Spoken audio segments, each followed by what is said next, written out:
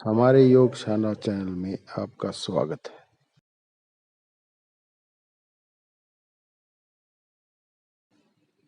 भाग 9 विषाद और संताप से आत्म क्रांति की ओर।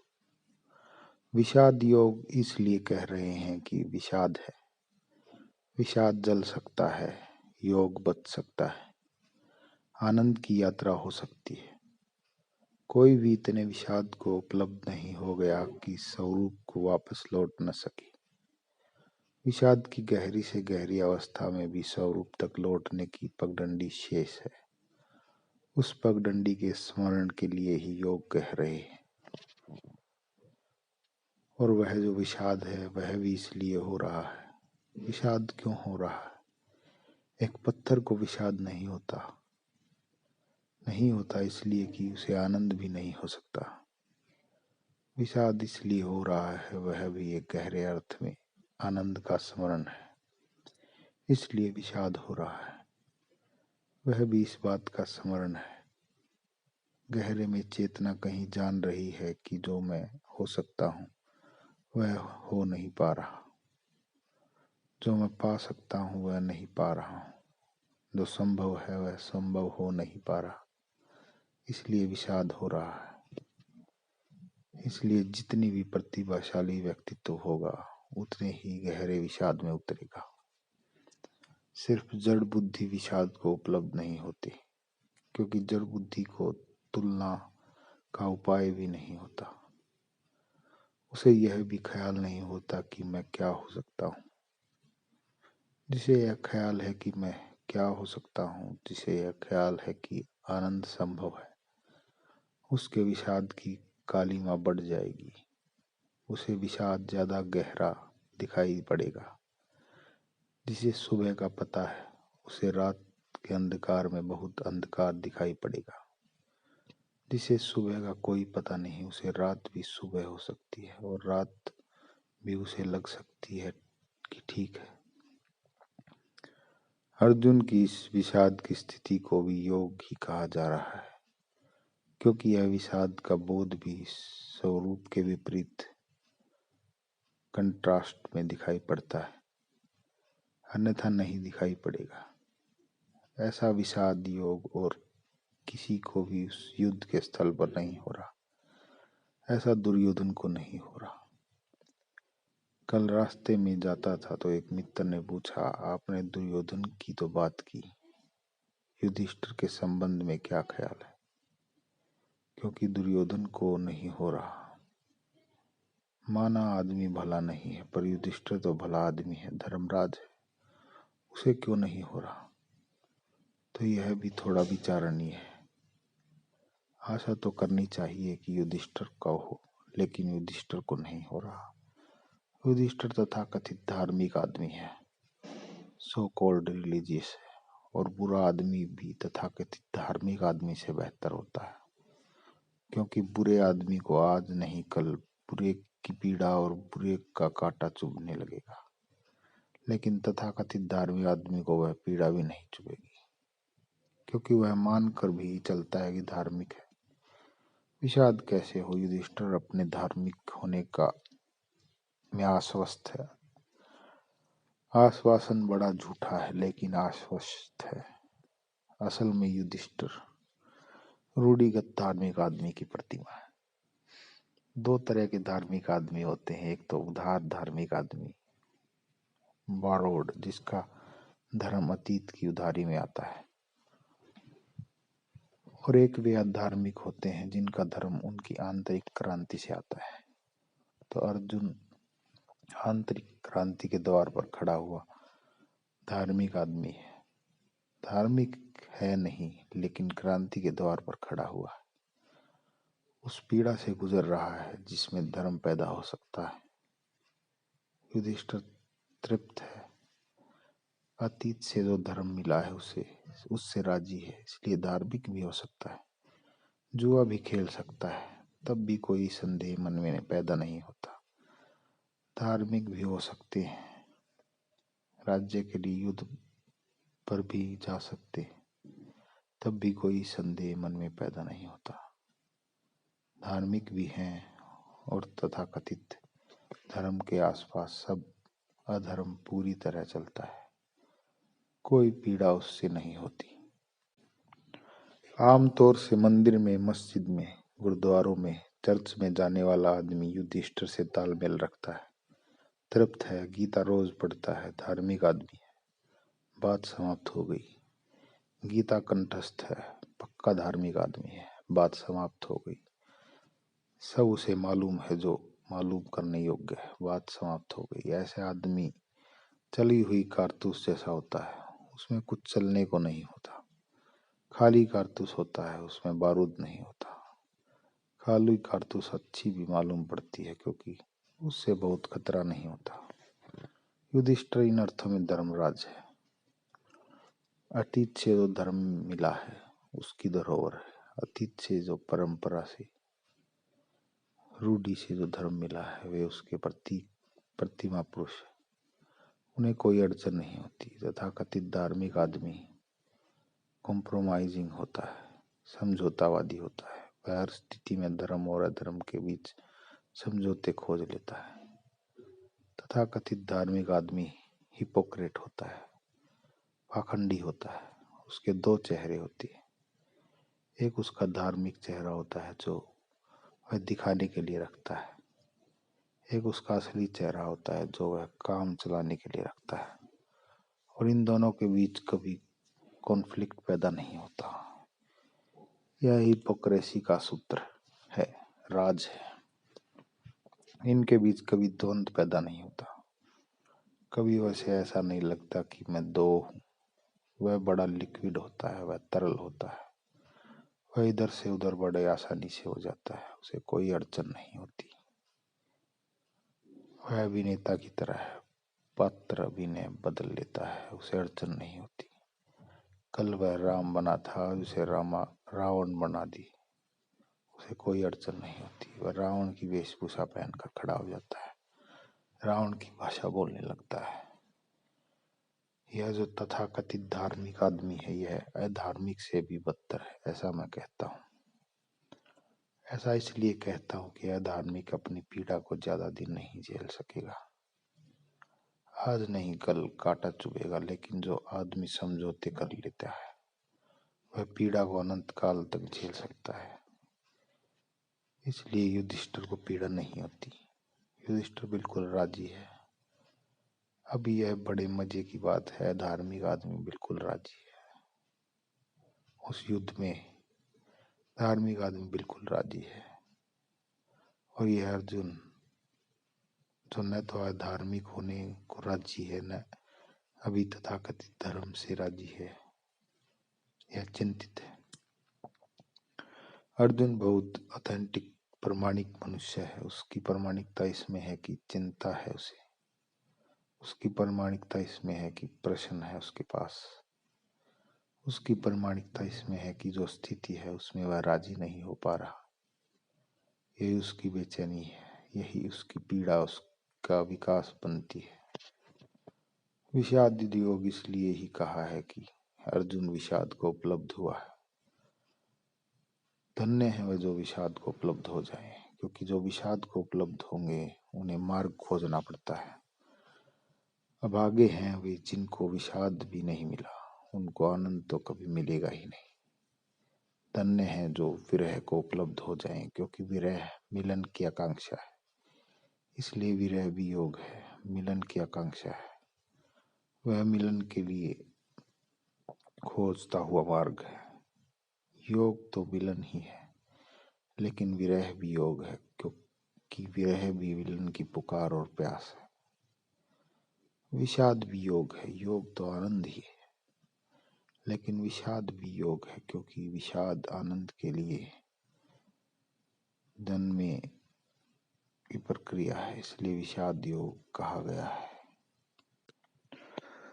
अर्जुन का विषाद यदि विषाद में ही तृप्त हो जाए और बंद हो जाए तो अधार्मिक है, क्लोज हो जाए तो अधार्मिक है। और अगर विषाद यात्रा बन जाए, गंगोत्री बने और विषाद से गंगा निकले और आनंद के सागर तक पहुंच जाए तो धार्मिक है। विषाद अपने में न तो अधार्मिक है, ना ही धार्मिक।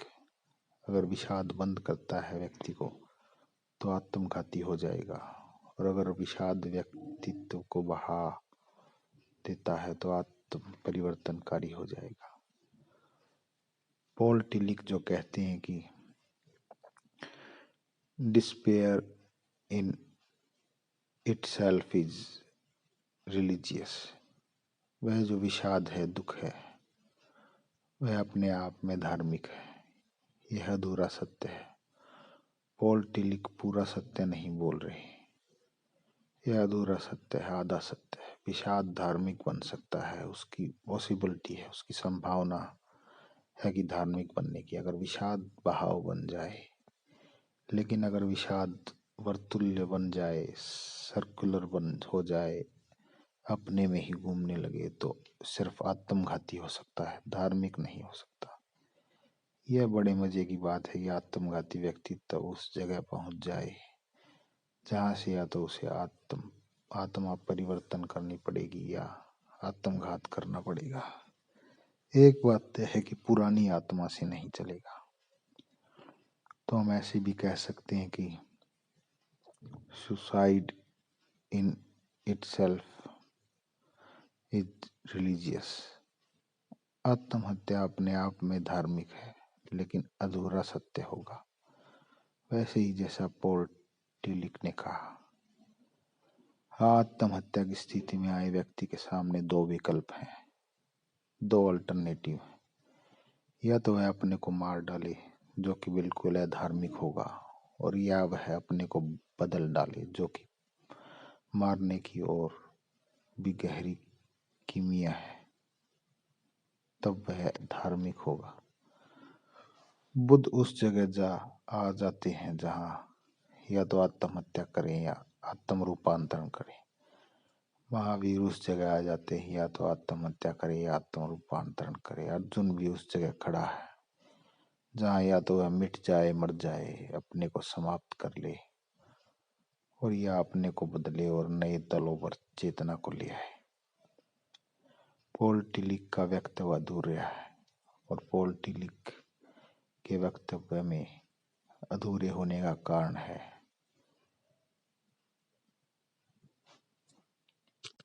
क्रिश्चियनिटी का बुनियादी सत्य अधूरा है, ईसाइयत का बुनियादी सत्य अधूरा है, और इसलिए ईसाइयत में डिस्पेयर को, और पॉल टिलिक जो है आधुनिक युग में ईसाइयत का बड़ा व्याख्याकार है, उसके पास पैनी दृष्टि है। लेकिन पैनी दृष्टि जरूरी नहीं है कि पूरी हो। ईसाइयत ने जीसस की जो शक्ल पकड़ी है वह डिस्पेयर की है। ईसाइयत ने जीसस की और कोई शक्ल नहीं पकड़ी। ईसाइयत के पास जो जीसस की हंसती हुई कोई तस्वीर नहीं। ईसाइयत के पास जीसस का नाचता हुआ प्रसन्न कोई व्यक्तित्व नहीं है। ईसाइयत के पास सच्चित आनंद की घोषणा करने वाले जीसस की कोई धारणा नहीं है, कोई प्रतिमा नहीं है। उनके पास प्रतिमा है जीसस की सूली पर लटके हुए, कंधे पर टिका हुआ सिर, उदास आंखें, मरने की घड़ी और क्रॉस। इसलिए ईसाइयत का प्रतीक बन गया है सूली। यह जो डिस्पेयर और सूली है, यह अपने आप में धार्मिक नहीं है। हो सकती है धार्मिक, नहीं भी हो सकती। और पॉल टिलिक बर्ट्रैंड रसेल के संबंध में गलत बात कहते हैं, बुरी ही गलत कहते हैं, और वह यह कहते हैं कि बर्ट्रैंड रसेल जैसे लोग आत्मवंचक हैं, क्योंकि बर्ट्रैंड रसेल नास्तिक है, इसलिए ईश्वर पर उसकी कोई आस्था नहीं। इसलिए अगर कोई पूछता है कि पॉल टिलिक से कि बर्ट्रैंड रसेल को ईश्वर पर कोई आस्था नहीं, फिर भी बर्ट्रैंड रसेल को अर्थहीनता, एपिटनेस, खालीपन का कोई बोध नहीं होता, जैसे सात्र को होता है या कामू को या किसी और को होता है, बर्ट्रैंड रसेल को नहीं होता। अगर वे नास्तिक हैं तो उन्हें खालीपन का अनुभव होना चाहिए। जरूरी नहीं कोई नास्तिकता की भी मेरी दृष्टि में दो तरह की होती है, अपने में बंद और बाहर बहती हुई। जो नास्तिक अपने में बंद हो जाएगा, जैसे विषाद अपने में बंद हो जाएगा, तो वह खाली हो जाएगा। क्योंकि जो आदमी नहीं के ऊपर जिंदगी खड़ी करेगा वह एम्प्टी हो जाएगा। जो आदमी कहेगा कि नहीं मेरा जीवन का आधार है, वह खाली होगा। तो और क्या होगा? क्योंकि नहीं के बीच से कोई अंकुर नहीं निकलता, नहीं के बीच से कोई फूल नहीं खिलते, नहीं के बीच से कोई जीवन विकसित नहीं होता। जीवन में कहीं ना कहीं हाँ अगर न हो तो जीवन खाली हो जाएगा। लेकिन जरूरी नहीं कि नास्तिक नहीं पर खड़ी हो, नास्तिकता भी हाँ पर खड़ी हो सकती है। और बर्ट्रेड रसल का नास्तिकता हाँ पर खड़ी है। ईश्वर को इनकार करता है लेकिन प्रेम को इनकार नहीं करता। और जो आदमी प्रेम को इनकार नहीं करता उसको नास्तिक, केवल नासमझ आस्तिक ही कह सकते हैं। क्योंकि जो आदमी प्रेम को इनकार नहीं करता वह बहुत गहरे में परमात्मा को स्वीकार कर रहा है। फॉर्मल नहीं है उसकी स्वीकृति। वह भगवान की मूर्ति रखकर मंदिर में घंटी नहीं बजाता, लेकिन जो बजाते हैं वे कोई आस्तिक है। ऐसा मानने का कोई कारण नहीं, क्योंकि घंटी बजाने से आस्तिकता का कोई लेना देना नहीं। प्रेम का स्वर उनके जीवन में है, उसके जीवन में प्रार्थना ज्यादा दूर नहीं।